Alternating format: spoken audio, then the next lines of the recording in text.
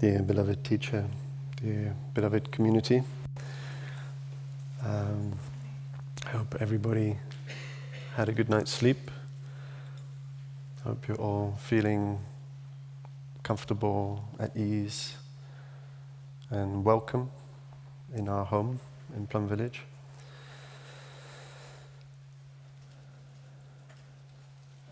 Today we're going to explore a little bit the mind as understood through the lens of Buddhist psychology. So these are teachings that come to us from, they were developed mostly in northern India,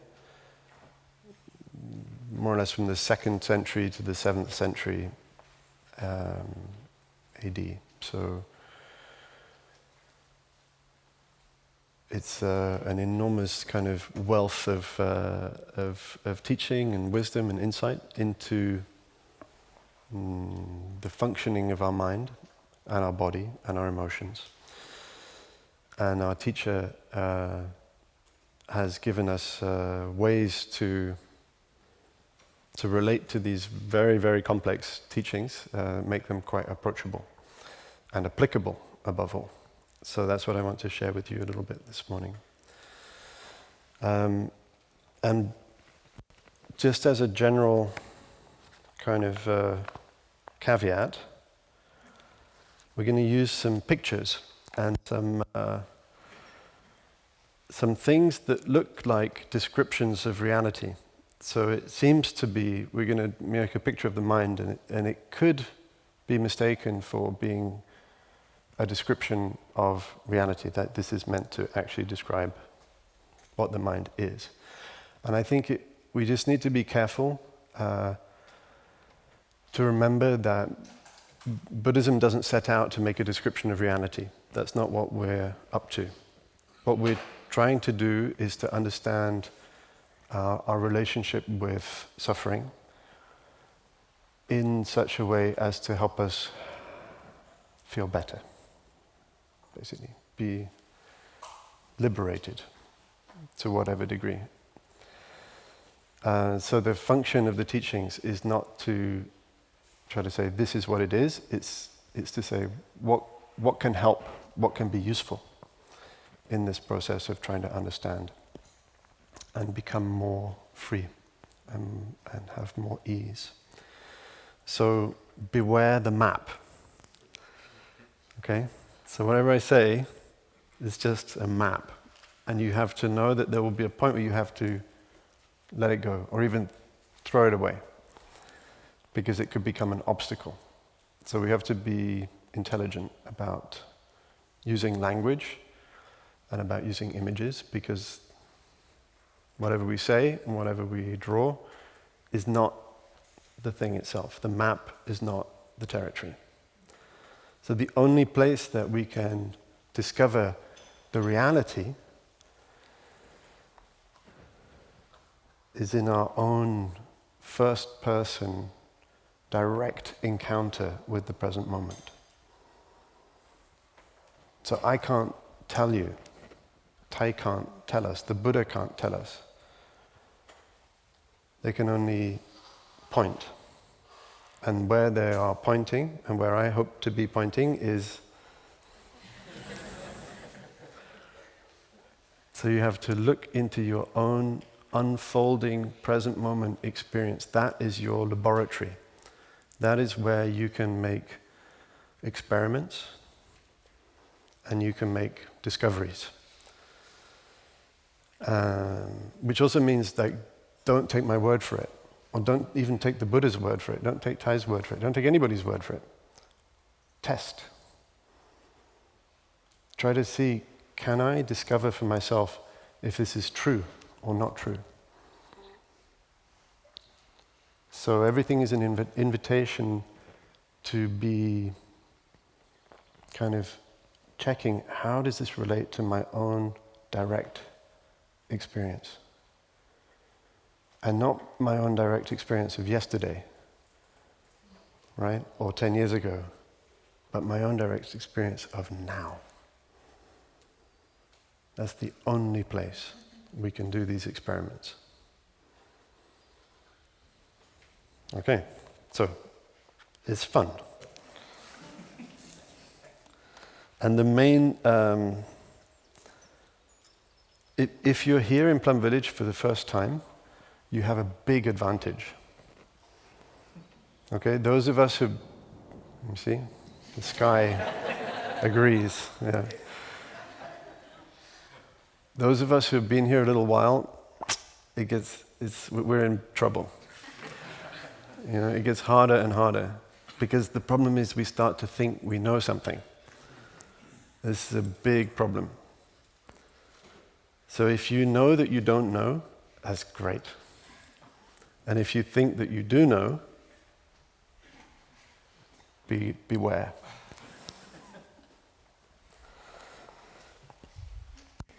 And I'm saying that to myself.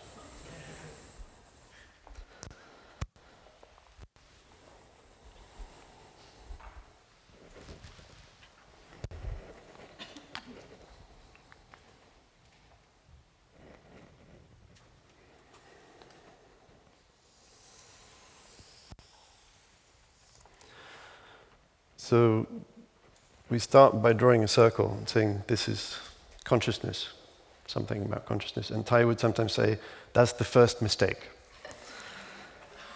Because it seems to suggest that in here is something called consciousness, but there must be something out there which is something else, something different. First mistake. So but you know, we do our best. So we use it knowing that it's wrong. It's the best we can do. So up here, we call it mind consciousness. And that is, I think in neuroscience these days they call it actor consciousness, or sometimes access consciousness. There's very different terms, but in terms of our own experience, it's basically the part of us that we're aware of. So it's like, I'm aware of my thoughts, to the extent that I'm aware of them. It's tricky, it's slippery stuff, but it's like the part of me that I actually usually tend to think is me, right? The little narrative of self-consciousness, stream of consciousness. It's maybe executive function. It's the part of us that decides, deliberates, cogitates, thinks about what to do, what not to do.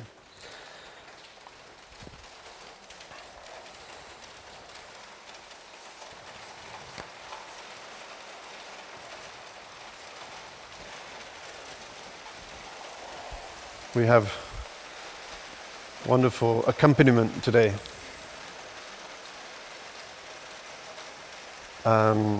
So we have another part of consciousness which has many different names, but one is store. It's also sometimes storehouse. So it's like a storehouse of seeds, of grains, all different kinds of seeds. There's another metaphor that our teacher would use sometimes, which is of a museum, because store is it's what is stored in the museum, so the works of art, but it's also the function of storing. So it's the museum that contains the art, and it's also there's a curator who kind of takes care of and collects the seeds. So it's the kind of stocking away of the seeds, the preserving of them, and it's the seeds themselves. And what are these seeds? So these seeds are understood as potentials. And the first way we can understand them is they're the kind of potentials for all the different kinds of mental weather that we can have. So we have a potential to be compassionate. So that is a potential in all of us. We also have the potential to be angry. Whether or not we're angry right now, we can't say that we don't have the potential to be angry. Right? If I said the wrong thing, I might be able to make you angry. Not that I would want to, but it's there as a potential, and according to what happens in the environment, that seed might get touched, and then it becomes present. So the thing about the seeds is that they're not directly accessible to us. We can't actually interact with them directly. We can't see them or even know them. What we are aware of, what we can interact with, or sort of, it is the manifestation of the seed when it blooms into our mind consciousness. And at that level, we call it a mental formation. So formation is a very good word. It's a sort of technical term, which means something which is formed from many, many causes and conditions. And one of the causes and conditions is the seed, but there's also the environmental causes and conditions that cause the seed to sprout. So just like a flower, the flower is not just born from the seed, it's also the rain, the soil, the sunlight, the nutrients, and so on. So there's all kinds of seeds. Seeds of hate, seeds of regret, seeds of doubt, seeds of trust, seeds of kindness, seeds of joy, and so on. We could go on. There's a list, if you're interested in the list, there's a list of 51 mental formations, and when I was a novice, I did memorize it. I don't know if I still remember them all, because our teacher used to say he memorized it when he was a novice, age 16. So when he said that, I thought, well, okay, that means I have to memorize it too. So I did. I'm not sure how useful that was, but somewhat useful. So these are different aspects of consciousness, but they're also not, they're one. They're one and they are many. So we have to be careful. Sometimes store consciousness could be compared to something the neuroscientists call background consciousness. So it's the part of our consciousness which is unconscious, that we are not directly aware of. It can be somewhat compared to the collective unconscious of Jung, or the unconscious of Freud, but it's bigger than both or either of those. It's also bigger than what neuroscientists describe as background consciousness. But to have an idea of it, background consciousness and store consciousness, one of the things that they're responsible for is to maintain homeostasis. So to take care of all the different kind of balances in the body. These are not things that we do consciously. So we don't consciously regulate our blood pressure, for example, or our digestion, or our body temperature, or our heart rate, or our breathing. Sometimes conscious, sometimes mostly not conscious. Store consciousness can do many things without the intervention of mind consciousness. So for example, if you're sleeping at night and you get cold, even though your mind consciousness is completely offline, right? Your store consciousness can go zoop, pull up the blanket. It doesn't need mind consciousness to do that. Store consciousness is always on, always active. It never stops. But mind consciousness is sometimes on, sometimes off. So in coma, mind consciousness stops. In some forms of very deep meditation, mind consciousness sounds like hell. So in some deep concentrations, mind consciousness may also completely stop. and when we're deep asleep, not dreaming. So in deep sleep, very deep rest, mind consciousness also ceases. It's very, very pleasant. And one of the things that we are learning to do with the practice of mindfulness and meditation is to let mind consciousness rest, because we may have the habit of kind of overthinking, of relying on mind consciousness a little too much.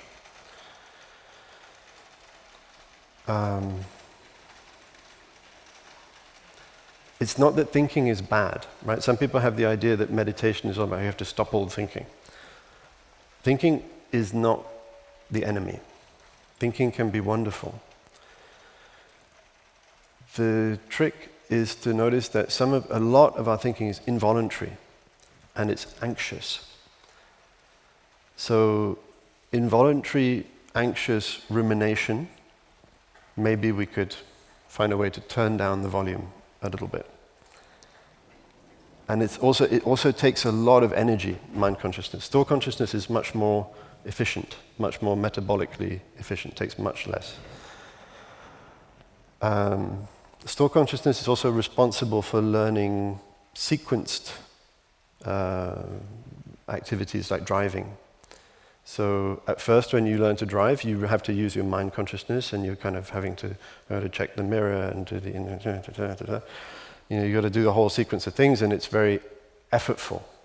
And after a while, it becomes automatic, and you can have a conversation, you can think about something totally different, you can listen to music, listen to podcasts, and the driving mostly goes okay.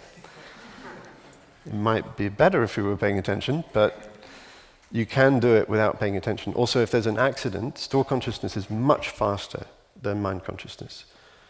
So you might find yourself, you slammed on the brakes before mind consciousness even knows what happened. It's very, very quick.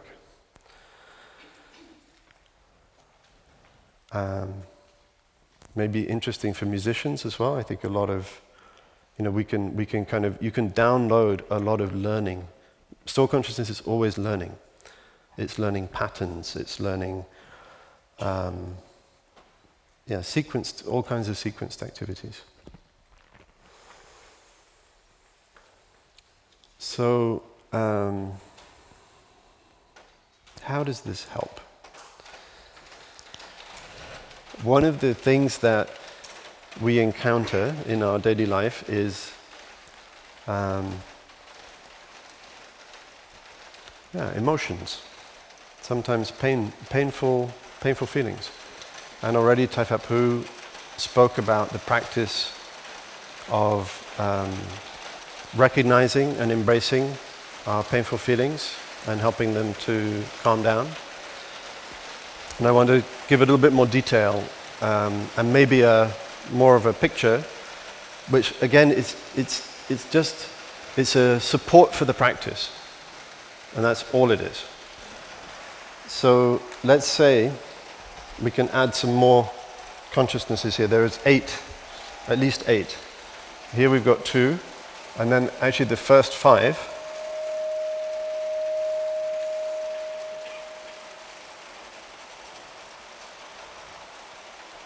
The first 5 are a little bit like doors.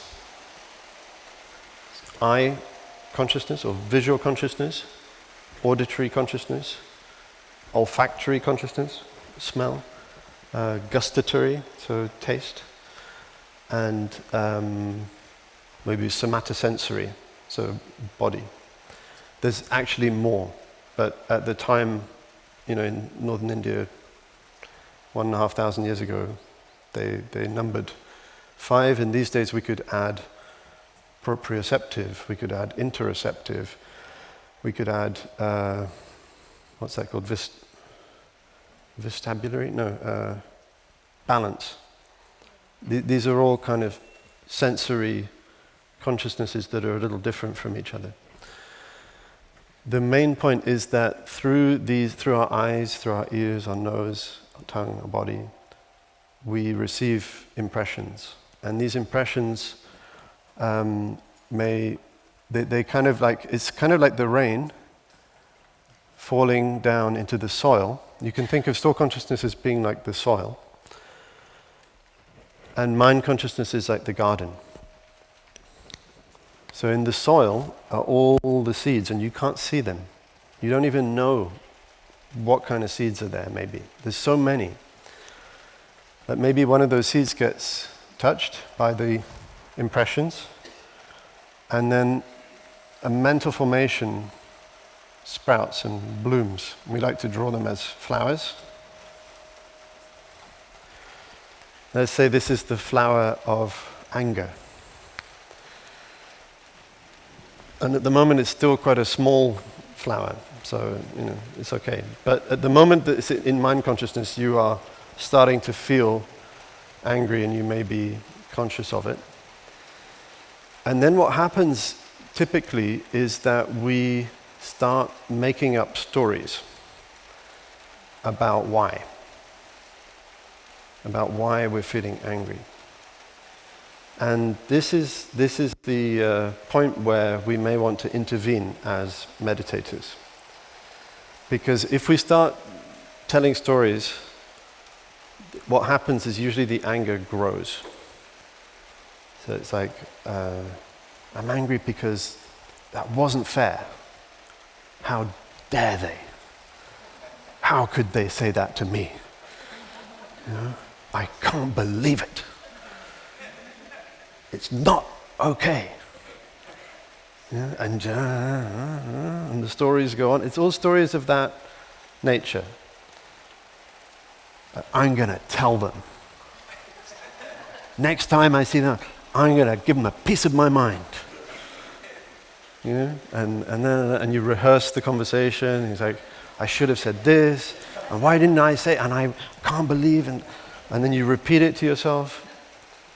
And that's a kind of mild example, but in the case of trauma, if something really traumatic has happened to us, at this level, we may, every time the memory is triggered, we rehearse and we repeat the trauma. It's like our teacher used to say sometimes, if you've been slapped once, it's unpleasant. But then in your mind, every time you relive it, you get slapped again and again and again and again. And there's some part of us that finds it very hard to stop that repetition of that little... It's like we're in a dark movie theater and we just keep watching the same loop.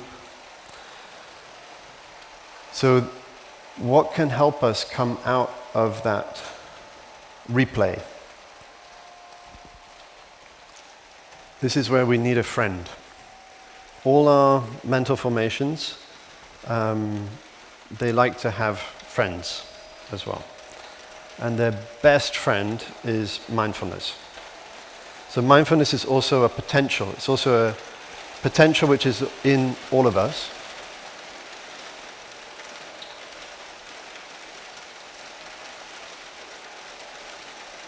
How could you know? How could you test for yourself whether mindfulness is available?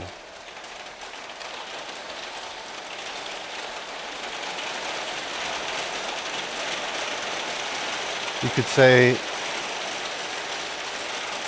breathing in, I'm listening to the rain. Breathing out, I know I'm listening to the rain.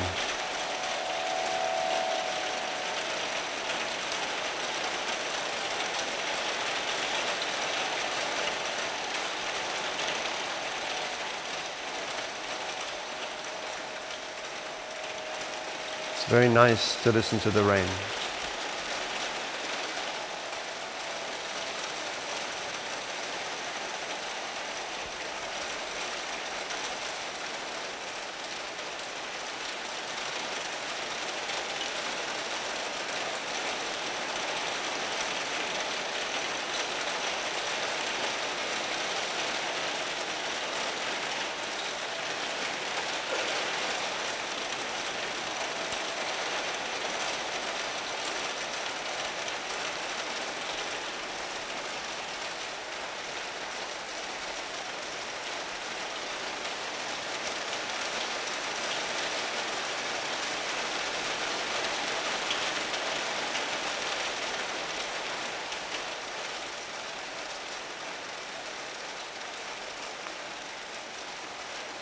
So whatever we're doing,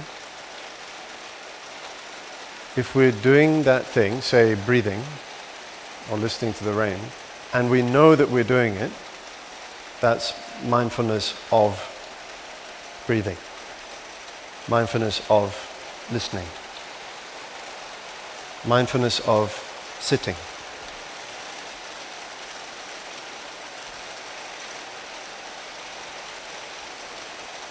I just wonder if the rain is telling us to take a break. Is it too loud? It's kind of on the edge. Yeah. What if we, where are my OT brothers? We could do the total relaxation now.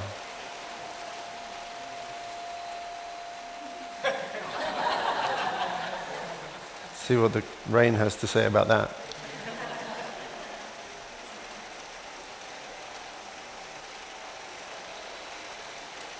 There's consultation happening back there.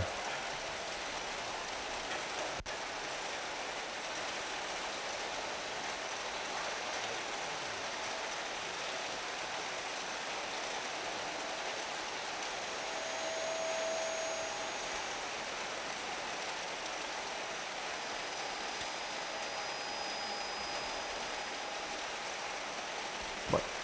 Continue? Yeah? Or total relaxation? I can't understand your hand gestures.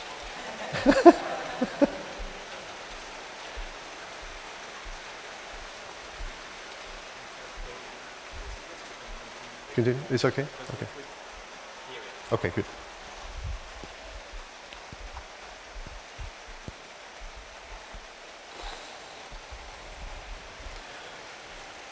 Okay, so yesterday and already a little bit the day before, we learned how to activate the seed, the potential of mindfulness that we all have in us, in our still consciousness.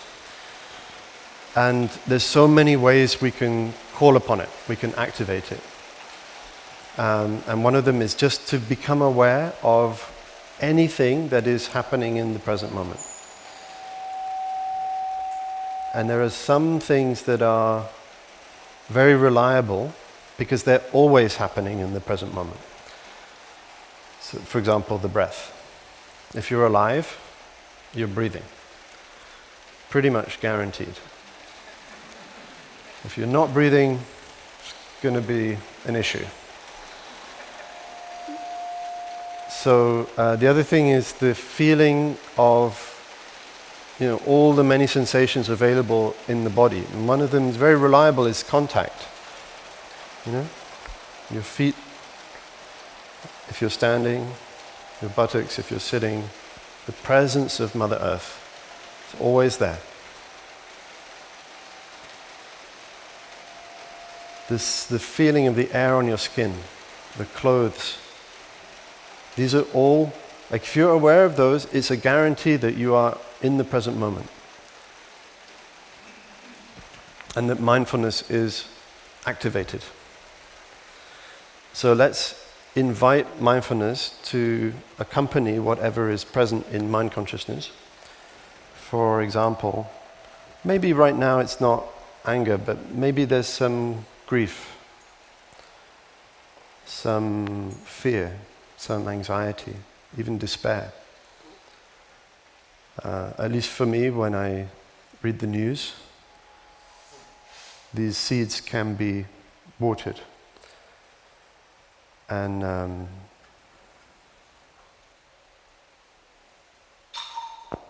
there is so much grief in the world, so much destruction. And it's not a bad thing to be aware of that. We should be aware of it. But we have to be careful with the dose, and we have to be careful not to get overwhelmed by the anxiety, the despair, the grief. So when we become aware, I've let the news in through my sense doors, and I've been bombarded with so much bad news. Now the seed of despair has bloomed in my mind consciousness, and it's become a big flower. So I call on mindfulness to be activated. And mindfulness is very quick, it comes up, and it can embrace whatever is there. It's like a loving mother. It can hold, and it can accompany whatever is there. And it can help it to calm down. Because what is an important principle to remember is when mental formations are active at the level of mind consciousness, then as long as they dwell up here at the level of mind consciousness, the seed in store consciousness grows. So there are some mental formations we may not want to allow the seed to grow too big. And many of these seeds, in fact, in a sense, all of these seeds, we've also received from our ancestors, from our culture, from our education, even from our interactions, from our friends. Everything becomes a seed in store consciousness, an interaction. So memory, in a sense, is also kind of stored in store consciousness in this way. And nothing is lost. It's all there at the level of the seeds. So we may like to practice selective watering. Mind consciousness can be seen as the garden, but also the gardener. When we start to train in meditation, it's like learning to be a good gardener of our mind. The conscious part of us, the part that we are aware of, can choose what to cultivate. And we may like to cultivate more compassion, more joy, more forgiveness, more tolerance, more courage, more insight. And maybe we can cultivate less some of the other seeds, like cynicism, bitterness, despair, victimhood. Many, many kinds of seeds that they're not necessarily bad, but they might not be so helpful. So it's not a moral thing. It's not like there's parts of us that we want to deny. It's just we want to see what is supportive for our well-being and the collective well-being, and what is less supportive. We can choose. Okay, so this, in a sense, this is just a review of yesterday. We're just learning these two very, very fundamental arts. I remember when Tai presented this as a kind of summary of the practice, and I was profoundly unimpressed. So he said, basically, as a practitioner, we learn how to handle a feeling of pain and how to generate a feeling of joy. That's it. I was like, what? That doesn't sound very deep. I thought we were going to kind of like, kind of penetrate the true ultimate nature of reality, and I don't know, I wanted like CGI, and I wanted more. Altered states of consciousness, maybe a bit of levitation. But just know how to handle feeling of pain. That's boring. I'd rather ignore those. And joy, cultivate joy. Joy is trivial. Like as a teenager, I never listened to music in major keys. It's like, I want the dark stuff. I want the minor keys. I want the late works, when the composers are kind of like, on their deathbed, Yeah. So there's we may have a tendency, I may have had a tendency to underestimate joy. There was another word I really didn't like when I first came to the monastery. I was training to become a monk, so by that time I decided to become a monk, and I was wearing the grey robe like some of these gentlemen. And I had a mentor, and one day I was, walking around doing, sort of practicing, I suppose, hopefully. And he just came up to me and said, "You don't look very fresh."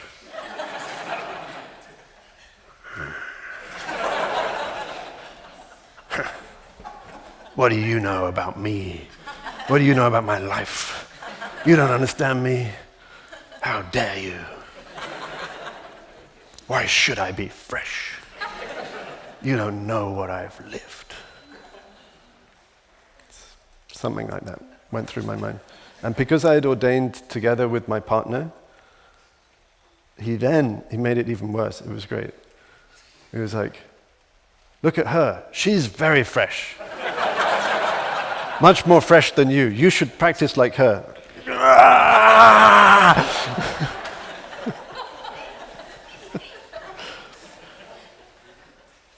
So, yeah, fresh, this whole fresh as a flower thing, I was like, yeah, that's not why I came here.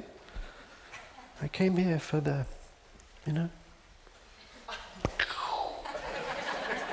omniscience. Like there's an idea about enlightenment, which is kind of like, That's what I thought I was looking for. And he's like, "You just need to be fresh." So maybe there's some cynicism in our culture. There's some words that we're a little bit allergic to, like virtue. Oh my goodness. I couldn't stand virtue.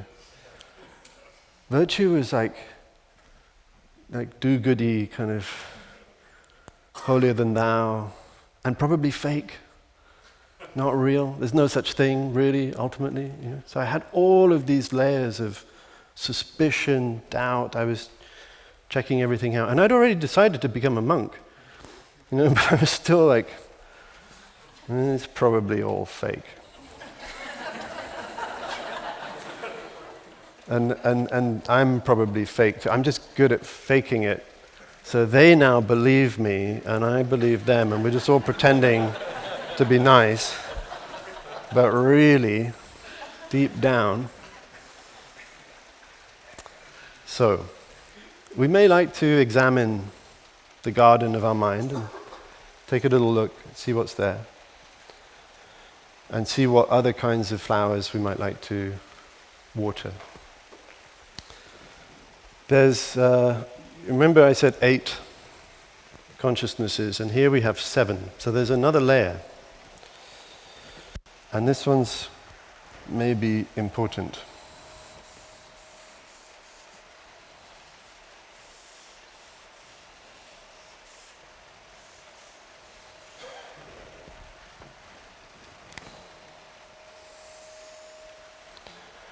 So this layer is kind of between store and mind. So store consciousness is vast. It contains all the seeds, all the mental, all the potentials for everything that we can imagine, create, be, manifest. We're now talking about mental formations, but it's not limited to mental formations. According to Buddhist psychology, we think of even the body, physiological formations, so that's my hand, it's a physiological formation, as being born from seeds in store. Not only that, but even physical formations, like trees, galaxies, dewdrops. These are born from seeds in store. And this is a little bit kind of more tricky to understand. But the idea is that everything that we experience is what we call an object of mind. So as an exercise, you might like to see if you can find something that is not an object of your awareness. Find something outside of your awareness. I haven't succeeded so far. So whatever whatever we are aware of, it is an object of our mind, and it is a co-manifestation of subject and object of consciousness. So the galaxy is not exactly out there, and it's also not exactly in here, because if there's no out there, there's also no in here. Tricky.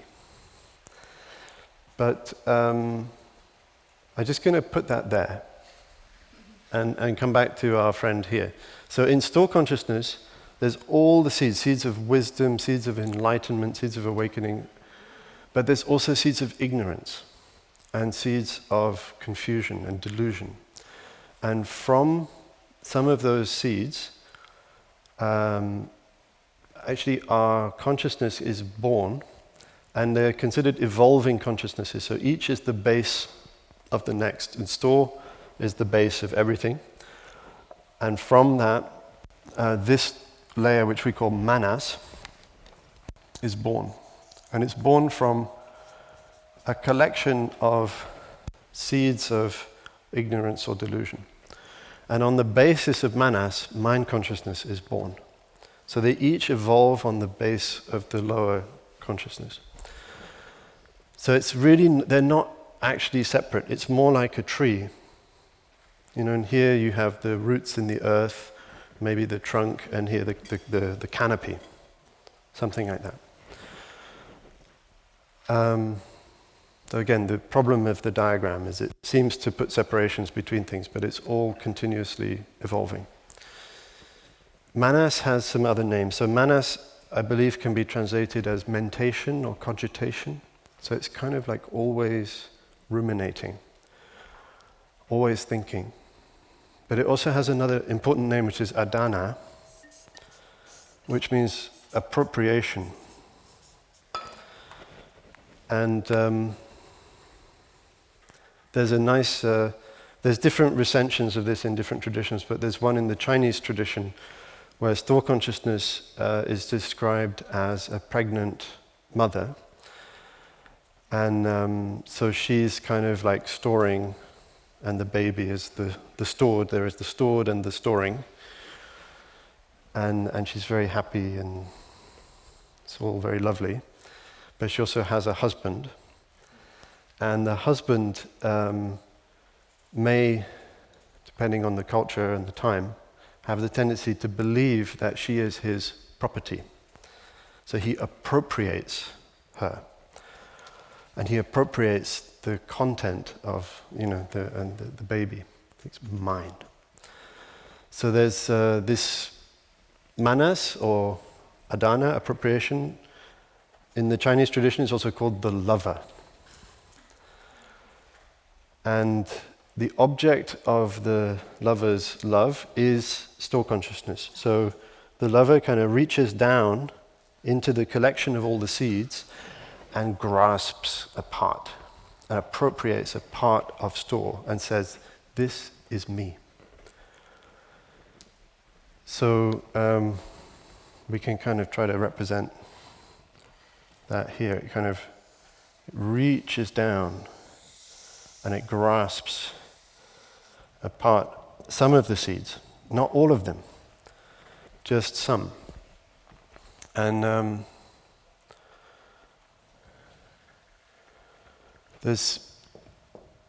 so one of the things that we grasp is the body, and we say, this body is me. I end at the boundary of my skin, right? What's beyond me is somebody else's problem.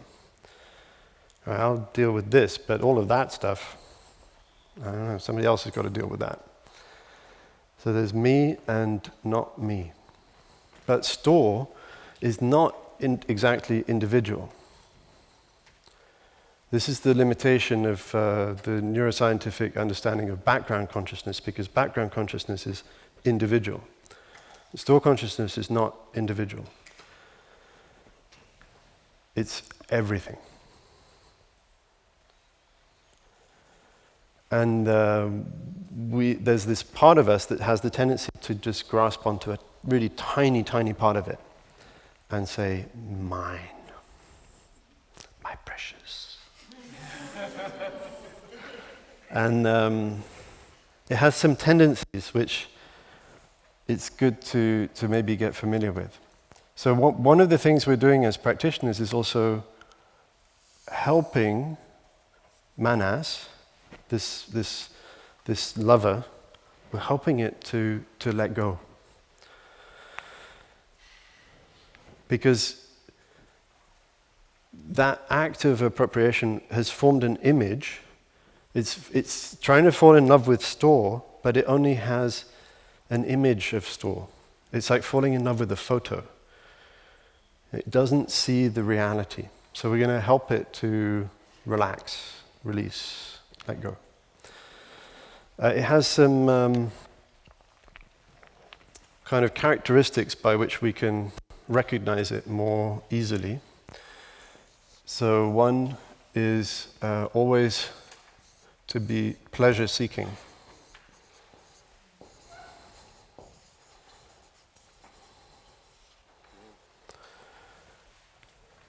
And correspondingly, pain-avoiding.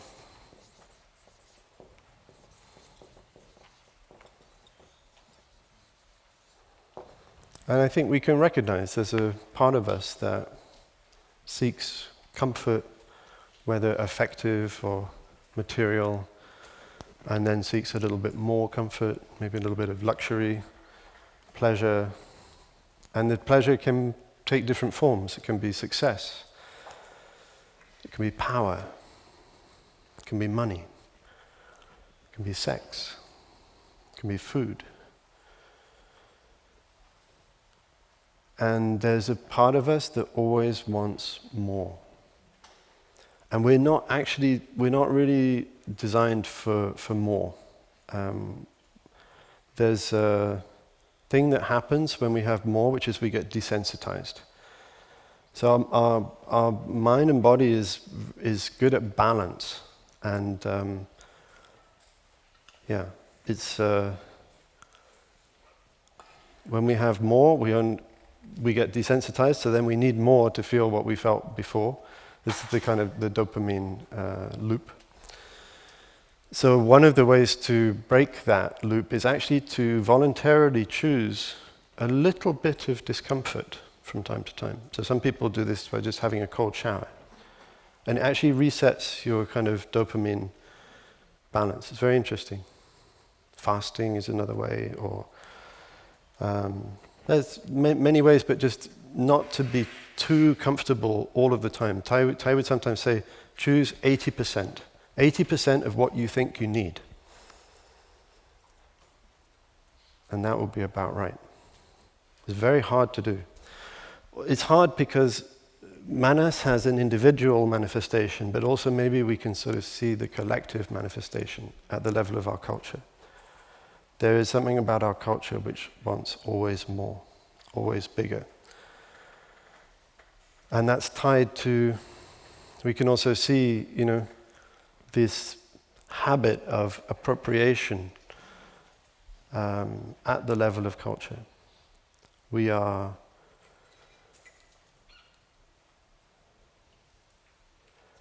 this addiction is causing us to destroy life support system, the very fabric of the living planet. It relies always more, also relies on always more extraction. And the pain avoidance is part of that. It's like, it's very hard to be in touch with reality if we're always trying to cover up our discomfort and our unease. And of course, society offers us so many ways to do that, so many distractions to avoid even sometimes quite minor feelings of something's not quite right. Get the phone, turn on the TV, do something, eat something, go open the fridge, call someone, organize a Zoom meeting, have a project, But don't feel that thing because it's just intolerable. There's another characteristic related to these. So pleasure seeking and not knowing or ignoring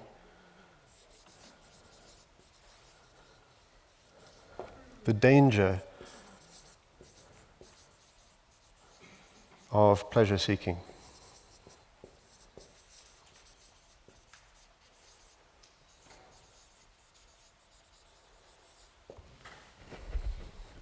So there's it's kind of a little bit what I was saying, our addictive tendency is very quick and is very dangerous. It's not good for our health. And if we don't know that, we can get in trouble. And the other characteristic is ignoring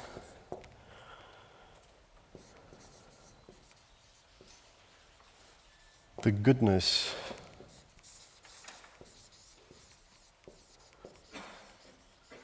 of suffering. So there's something we can learn from our suffering. So it's not like suffering is good, it's good to suffer. It's like understanding our suffering is good. Being with our suffering, with a lot of compassion and love, that's beneficial. Listening to it. Or being with somebody else who's suffering. We learn from our own suffering, we learn from the suffering of others. It's the only way we can learn compassion.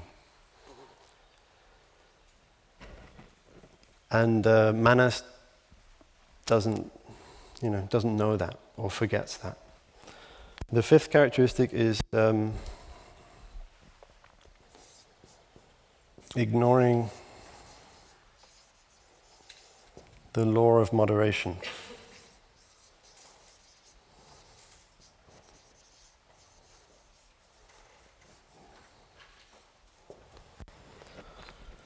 So number 3, the danger of pleasure seeking. It's like the things that we want and the things society tells us to want, they seem good sometimes until we get them.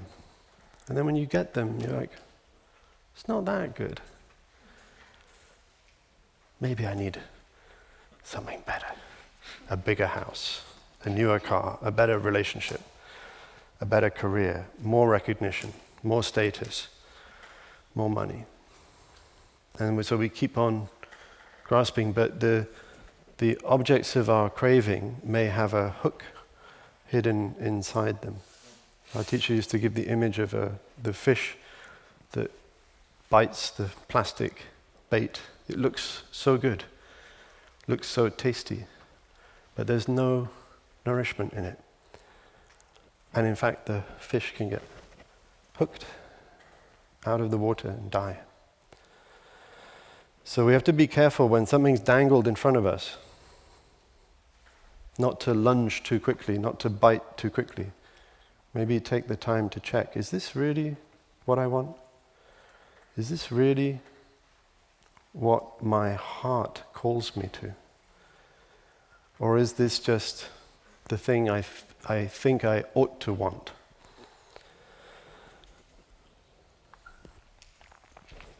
So, with this in mind, I'm going to tell you a little story.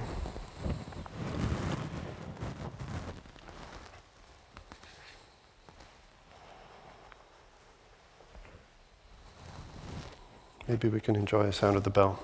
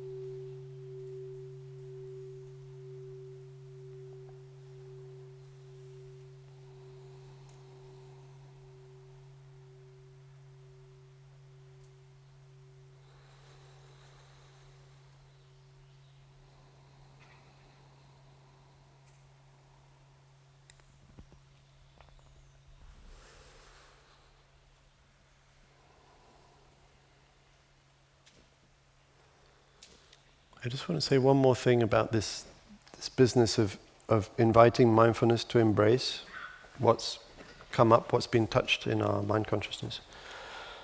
One very, very helpful kind of heuristic or rule of thumb is to drop the story. So it's also very difficult to do. It's the most difficult thing to do because usually when something has been triggered and we're feeling upset in one way or another, the story that we have about why is very compelling. We really believe, I am angry because this person that I love said this in this way or didn't say this, or whatever it might be. And we really believe that that is the cause. And I just would like to invite us all not to be too sure. Because another one of the characteristics of our dear friend Manas here is certitude. It's very quick to be sure that it knows. And certitude is a dangerous thing because we can be sure and wrong. And our certainty may have very little to do with evidence. Actually, so we now know from neuroscience that certainty is more like a feeling than a kind of rational evaluation of evidence. That explains a lot these days. So it's a feeling, and it's also a pleasurable feeling. We like to feel sure. We don't like to feel unsure. But the door to learning, the door to discovery, the door to growth is not being sure, is not knowing. So over the next few days, I really invite you all to see how much you can drop of your certainty about why you feel like this, why this has happened like that. Maybe just, you can pick it up at the end of the retreat if you still like it, But give yourself a break, just as an experiment. Okay, you can sort of see, like, well, maybe I can suspend my certainty for a while, and I'll pick it up again later if I still like it, if I'm still convinced. But give yourself a chance to really check. Partly because a lot of what happens at the level of our mind consciousness, it looks like one thing, but it might actually be another thing. We kind of have the tip of the iceberg. So when something happens that we don't like and we get upset, we tend to blame that situation entirely. But for me, it's like maybe at most 5% of what's going on, because the other 95% is my childhood, is my culture, is my relationship with my parents, with my siblings, with my friends, with myself. It's something that was said to me years ago, but that's just been, it's sort of echoed. And the person who's in front of me gets all of the blame, But it's not really, they're just the helpful last drop, to help me to have a chance to embrace my pain. So it also can help to kind of take some of the pressure off our relationships and off of our loved ones. And we take a little bit more responsibility. And we get a little bit more curious about the part that we maybe don't see immediately. And how do we start to see the part that we don't see? And the blind spot, by definition, you can't see it. But there may be ways you can kind of catch it out of the corner of your eye. And one of them is to pay attention to the body. The body keeps the score, as a very well-known book title reminds us. But it really does, like all the patterns of tension and torsion and kind of bracing in the body, they record the history of our life and maybe of our ancestors too. And so by starting to listen to that with a lot of patience, not being too quick to assume we know what it means, but just listening, just being with, we might start to learn something, something may be revealed. So the body is a way. And then there's also our community, our friends. We rely very much on our community to help us see the parts of ourselves that we don't see. And then the other part is patterns. If you find yourself doing the same thing again and again, making the same kind of,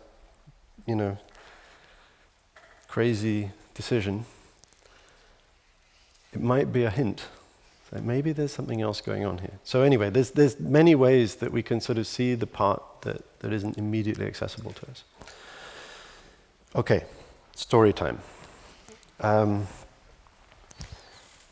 This is a story that our teacher has in a little collection of short stories that always moved me very much. It's a story about trying to do good in the world. It's a story about our aspiration, our wish, maybe a very strong wish to help, to be of service. I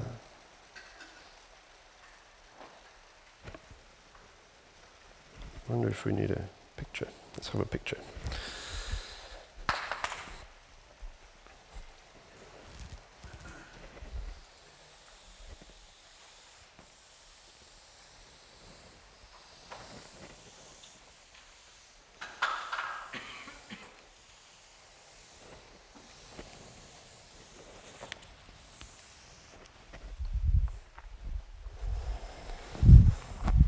So, in the story, we find a young warrior who has been journeying, battling evil in the world for 7 years. And after 7 years, he's chosen to go back to his monastery on the mountain to visit his teacher. And he arrives there on the full moon night. And there's some kind of mountain, and maybe there's a path. I don't know if I can draw a temple, but let's see. Okay, there's artists here who will be able to improve on this, but anyway, there's something happening here. And at the foot of the mountain, there's a gate. A very simple pine gate.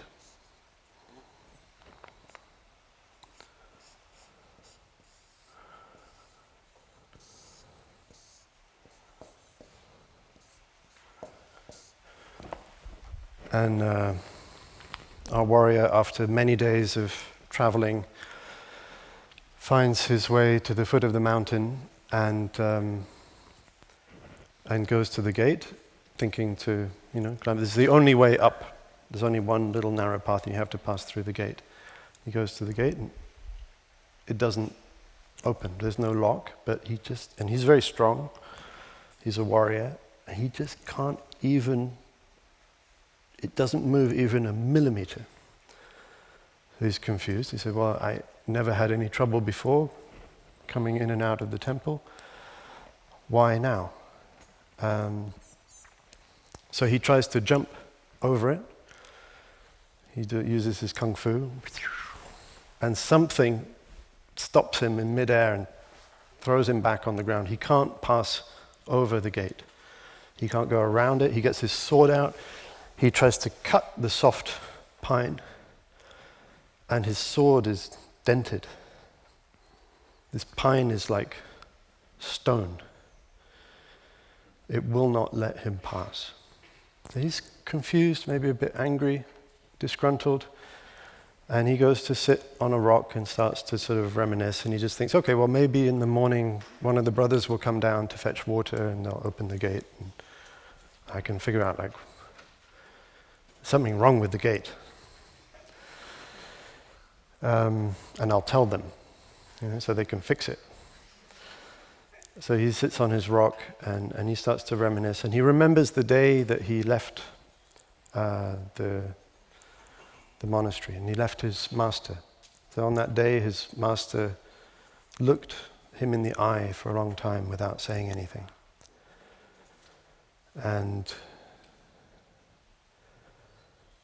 but with a lot of kindness and compassion. And he said, my student, I know I can't keep you here forever. I know you want to go out into the world and do battle with evil. He said, your training is not yet complete. You should remain here to complete your training, but I know you're eager to go, so I won't stop you. You go with my blessing. And the young warrior is very excited. He says, finally, I'm going to go out and put the world to rights. And he says, but before you go, his master says, I want to give you a sword, a magical sword, and it's a sword which is forged in your own heart, and it can cut through illusion. It can cut through the bonds of greed, delusion, and evil. And so use this sword with care to help liberate people from suffering. And I want to give you one other treasure, which is called the Mengo glass. It's a special kind of little spyglass. And when you look through it, the truth is revealed. It's also called the demon viewer. So when you look through it, you can see you can see the demons. They're revealed to you, and they might be hiding. They might be disguised, but this will reveal. It will cut through all illusions. So use it with care to discover the truth. And just always remember, do not cause suffering to yourself or to anyone else in the present or in the future.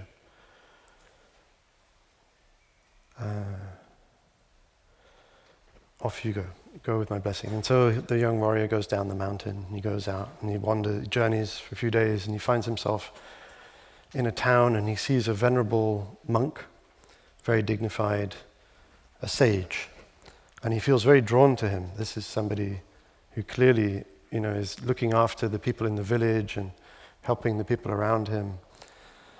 But as he draws near, he sort of has a moment of doubt. Like, something about this monk looks a little off. So he gets out his special spyglass, and he's horrified to discover a towering 30-foot demon with giant fangs and kind of dripping in venom, and so he pulls out his sword, and he doesn't kill the demon. He's non-violent, but he subdues the demon. They fight for a while, and then the demon kind of goes, "Okay, you got me." And then he's like, "Swear a solemn oath that you will return from to whence you came and study the way." So the demon swears and disappears, goes back to whatever hell realm it came from, and starts its path of practice. Cultivating, maybe it goes on retreat, maybe there's retreats for demons, I don't know. So, and then he's very happy. It's like, job well done.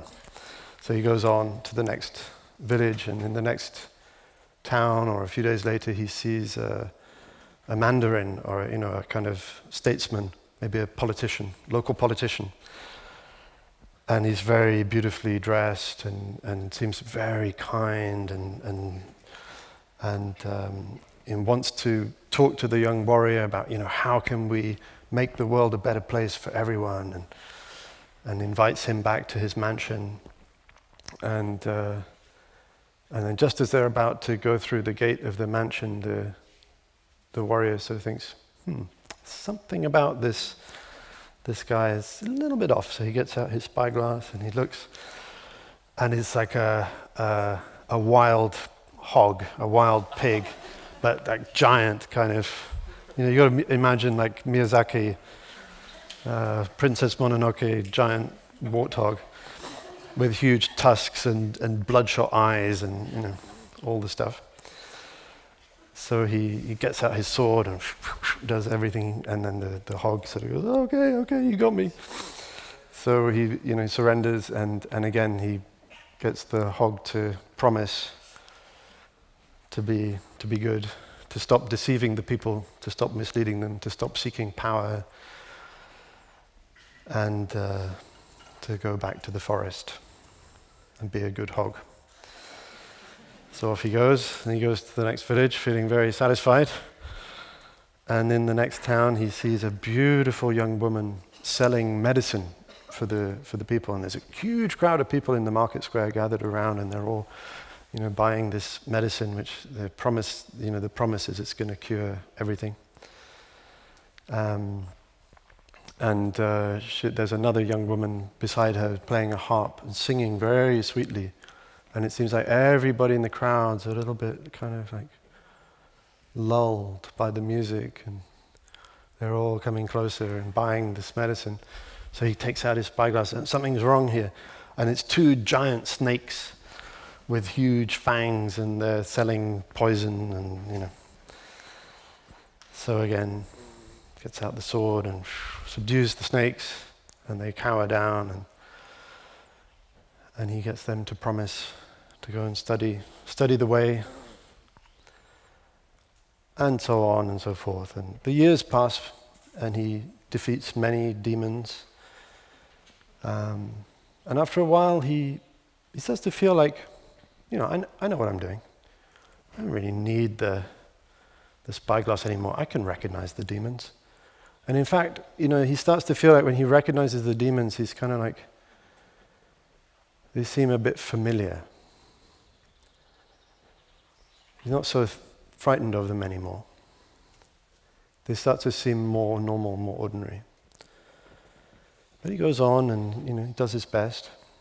But there's this feeling of exhaustion that's kind of building up. Starting to feel burned out, maybe. And so after 7 years of journeying and fighting evil and doing his best to make the world a better place, he just he's wandering through a plum blossom orchard in the spring. He sees the plum blossoms, and it reminds him of his master, who also has plum trees around his monastery. And he just thinks, maybe I should go and see the old guy, go and pay my respects. And so he makes his way back, and then we find him at the foot of the mountain, unable to pass through the gate. And the more he thinks of it, he sort of reviews everything he's done, but I did good. Why don't I have the right to enter? He's getting kind of really angry, feeling it's unjust. And eventually the dawn light starts to, the sky starts to turn pink and grey, and a little bit of light, and he sees a figure coming down the path. He can just about make someone out with a big water, I don't know, maybe buckets or something. Anyway, coming to get water. And as the young monk comes down, he passes through the gate very easily. The gate just opens. There's no lock. It just opens. And he sees his elder brother, the warrior, and he says, "Welcome back, elder brother. So wonderful to see you." And the elder, the monk, the warrior, is a little bit disgruntled. So, "What's wrong with the gate? I never had any problem getting through the gate. No, it wouldn't open." And the younger brother says, "Oh, don't worry. Why you seem very angry? But there's nothing wrong with the gate. It's just I used to watch the gate. That was my responsibility, and the master asked me to sit behind the gate. And when people would come, I would look at them, and if they were sincere in their desire to practice, I would open the gate and bring them up to see the master. But because the master is not interested in seeing anybody who isn't sincere, if they looked like, they didn't have a sincere wish, I would hide behind the bushes, and the gate wouldn't open. And now the master has allowed me to pursue more advanced studies, so I stay up in the temple, and the master said that nobody will be able to pass the gate if they are too heavy with the dust of the world. And the warrior kind of bristles, like, what, are you saying I'm not worthy? And he's like, don't worry, brother. We will go up the mountain together. Let's first go and collect some water from the stream, from the pool, from the spring. So they go and sit by the water, and they're looking into a very still pool of water, and they can see their reflections. And there's maybe like a water spider making ripples. And the young novice is like, well, if I dip my bucket in, we won't be able to see our reflections. I'll disturb the surface of the water. So before I do that, do you still have that magical spyglass? I've always heard about it. I never got a chance to look through it. I would love to look through it. And the warrior's kind of like, yeah, I suppose I've got it somewhere. I don't really need it anymore, but he digs into his pack and he gets it out. And they stand side by side and they look through at their reflections together. And on one side there's the young novice in his flowing robes, and he's there. And beside him there is a towering demon with eyes deep in pits of darkness and despair, with his flesh is grey and haggard. And the shock of seeing his own reflection for the warrior is too much for him. He passes out, collapses by the stream, unconscious.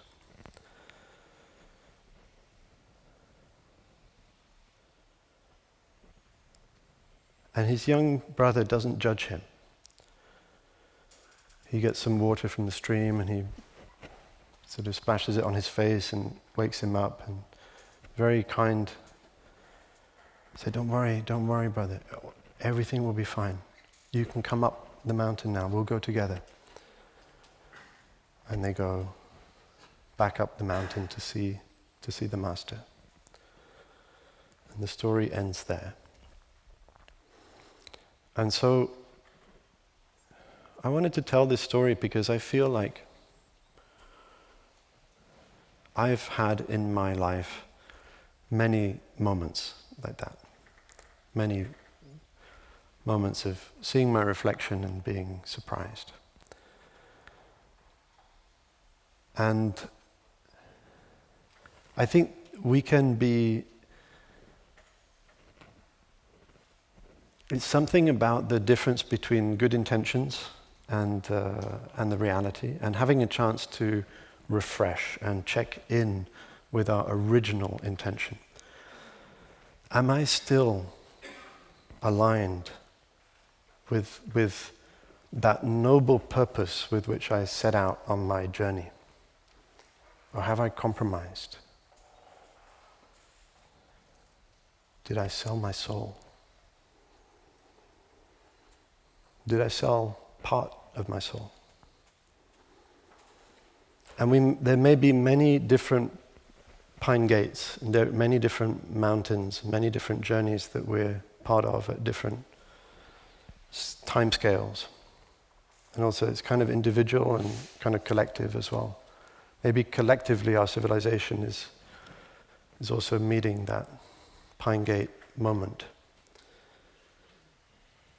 We're trying to stop this course of destruction on which we find ourselves, and yet for some reason we don't seem to be able to stop. So have we really looked at our reflection? And what would it take? And maybe this magical spyglass is just a metaphor, obviously. And in a way, what we're cultivating, even on this retreat, is the ability to see the truth. And it's a very hard thing. And the further we go, the more successful we are. In a sense, the harder it is to take off our armor, to put down our weapons of success, and really check again in our most vulnerable heart.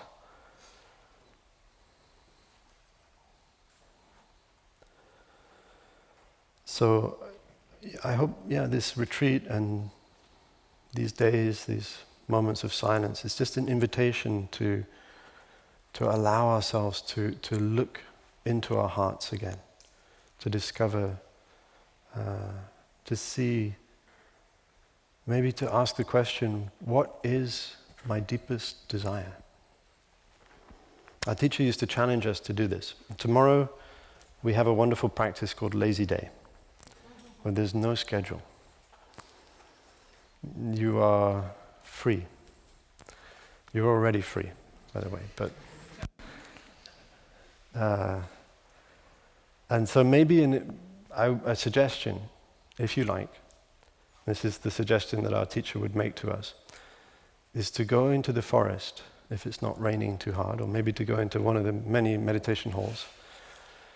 If you go into the forest and sit at the foot of a tree and meditate, ask yourself, what is my deepest desire?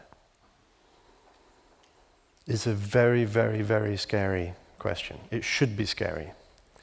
We have to risk to find that our deepest desire is one that we don't even like. It might be a little bit ugly. What if our deepest desire is just for success, or power, or sex? If we believe Richard Dawkins and, it's a neo-Darwinist theory of selfish gene and all this kind of thing, then what we should find, our deepest desire, would just be to reproduce. That would be a little sad. Not that reproduction is bad, but if that's all it is, if we're just, biomechanical machines, automata designed to assure the continuation of our genes, that would be a pity for me. But there's people who really believe this. There's Steven Pinker. He says that music is akin to, listening to music is like watching pornography for him, because the only thing that you can explain with natural selection is basically the ability to select good, optimal mates in the game of reproduction. And so all of our appreciation for beauty, according to him, would be an acceptation of these traits for recognizing physical, optimal reproductive potential, and they're just translated onto, form and harmony and balance and this kind of thing. I mean, to me, this is utter nonsense. But it's there, it's out there in the world, and it produces a profound cynicism about the status of art. It means that art is just, we're just playing a game, just kind of, maybe we can't even produce anything new, we're just kind of rearranging the old, and it's all a bit ironic, it's funny, kind of highbrow, but it doesn't mean anything, and it certainly doesn't help. For me, I find something different. I find that in us there is a deep call towards the good, the will to the good. There's something that almost can't be explained. It's a little bit irrational maybe, but we want the world to be at peace. We want people to be well. We want the natural world to be whole, to be restored to its beauty. But we have to find out, without thinking that we know in advance. Really ask the question as if you don't know. What is my deepest desire? What really drives me? And of course it's mixed. We'll find many, many things. But what is the strongest? And it's also not something which is just static and given. It can be cultivated. And partly just by being here, by choosing to be in this gathering, we are cultivating. We're choosing to to grow certain kinds of intentions and maybe to let other ones fade away. So I invite you to have a moment of reckoning with yourself. And it's not easy. There's a little piece of music I want to play to you, which can help. For me it helps, because there's a very specific, there's a feeling, a mood of coming back, of turning my gaze back, and really seeing myself, really being honest. What have I become? Is this what I set out to do? And the Pine Gate takes many forms. Sometimes, in a sense, the Pine Gate opened for all of you. You're all here. But maybe for some it didn't open. Some people didn't manage to make it here for one reason or another. But there's also a Pine Gate in ourselves, in our hearts. When we try to follow our breath, and you follow your breath for a while, and it starts to feel good, and you start to settle. And then there's something that goes, yeah, but what about, that? Surely that's not enough. That's not going to solve anything. Just following my breath is too simple. There's reactions, there's resistance. There's something that resists. It's a kind of internal Pine Gate that we need the greatest humility to open.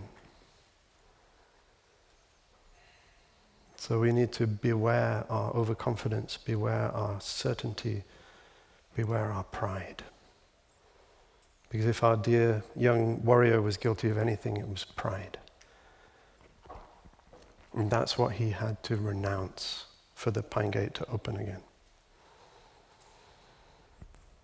So I want, if you will, just to offer you just a little 3-minute snippet of Bach. It's a chorale prelude for organ, played on the piano, and it somehow, for me, very precisely touches this mood of surrender.